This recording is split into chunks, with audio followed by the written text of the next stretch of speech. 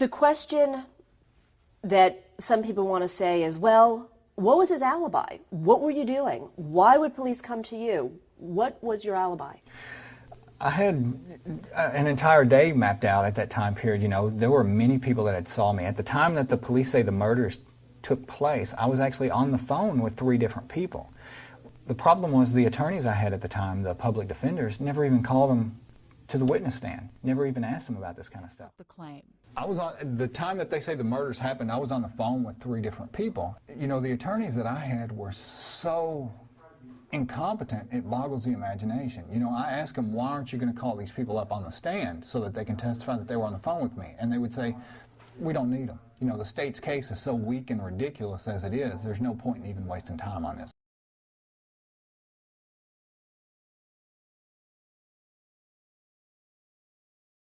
And I asked you earlier, you know, how do you keep sane in your cell on death row? But the fact is, before this trial, you spent time in a mental institution. I did when I was younger for depression.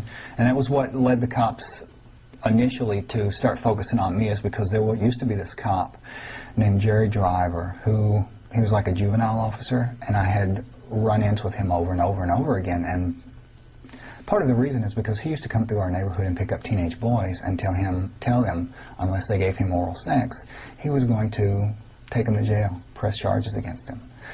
Driver was convinced that the murders were the work of Damien Echols, and he told that to the police.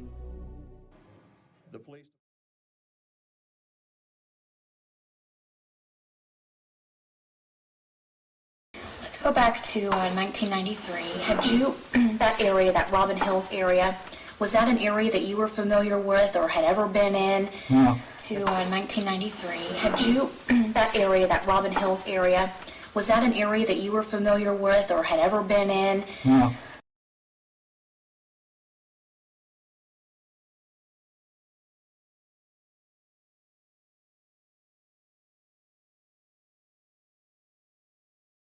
That's actually, you know, most people always call us the West Memphis Three, but we actually weren't from West Memphis. We were from a small town right outside of West Memphis called Marion, which almost no one knows where it is. And being that West Memphis is the closest thing to Marion, it's just sort of, people look at it as being almost the same place.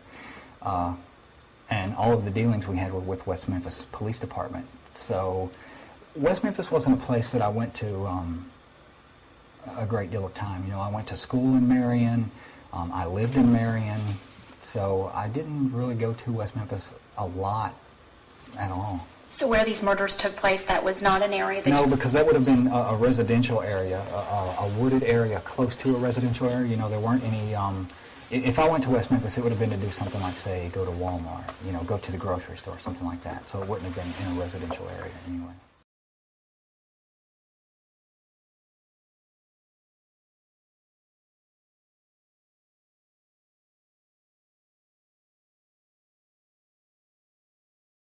The police, the prosecutor, the judge, the jury, all of them got it wrong? In our opinion, yes. In our opinion, yes.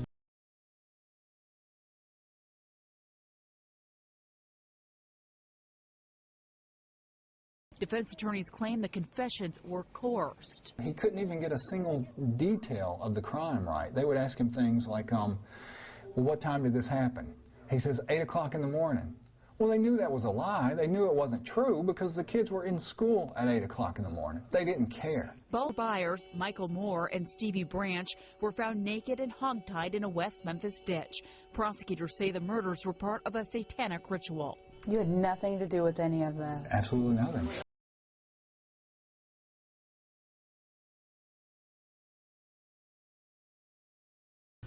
Back when I first came into the prison, the guards, I guess they decided they were going to throw me a welcome to the neighborhood party, so they put a knife in my cell and carried me back to the part of the prison they called a hole, where for the next 3 weeks they beat me, they starved me, and they tortured me in just about every way you can torture a human being. They beat me so bad I pissed blood. One of the things they did is they messed up my teeth. They caused a lot of damage in my teeth. Well, in prison there are no root canals, there are no crowns, there are no caps. I was in more pain than most people can imagine.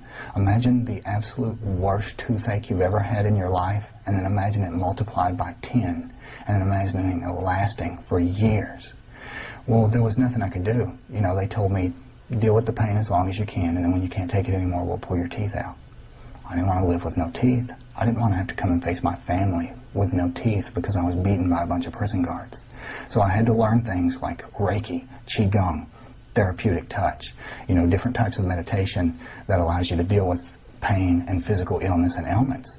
And this was in what facility, your original facility? That was in the one over there, yeah. You have teeth now. Exactly. It's allowed me to, these practices has allowed me to deal with the pain and keep it at bay enough to hold out.